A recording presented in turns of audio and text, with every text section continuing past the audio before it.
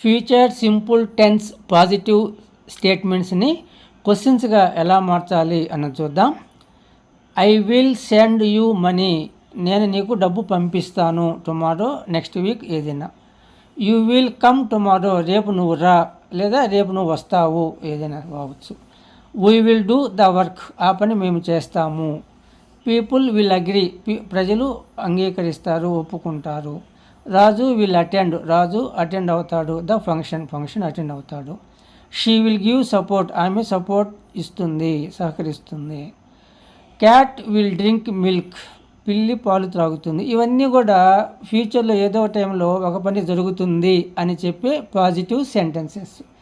ఇవన్నీ క్వశ్చన్స్గా అడగాలి.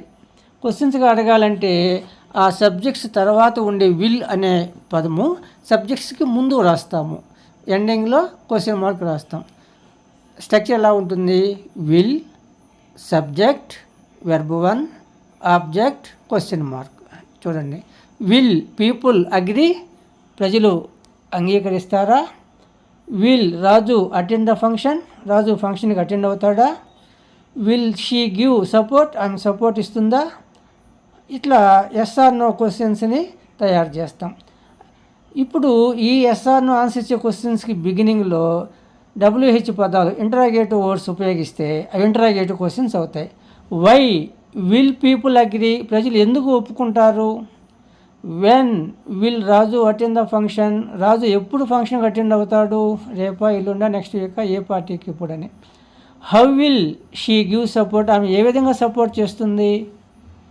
ఇట్లా ముందు ఎస్ఆర్ నో క్వశ్చన్స్గా మార్చిన తర్వాత ఆ క్వశ్చన్స్కి బిగినింగ్లో WH పదాలు ఇంటరాగేటివ్ వర్డ్స్ ఉపయోగిస్తే అవి ఇంటరాగేటివ్ క్వశ్చన్స్ అవుతాయి. ఇవన్నీ కూడా ఫ్యూచర్లో ఏదో సమయంలో జరుగుతాయా అని అడిగే పాజిటివ్ స్టేట్మెంట్స్, పాజిటివ్ క్వశ్చన్స్.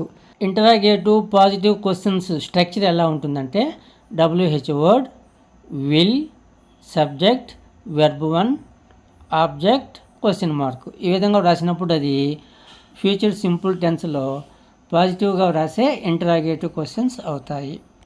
ఫ్యూచర్లో ఏదో ఒక సమయానికి, టైంకి ఒక పని జరుగుతుంది అని చెప్పేవి simple future tense positive sentences అవుతాయి.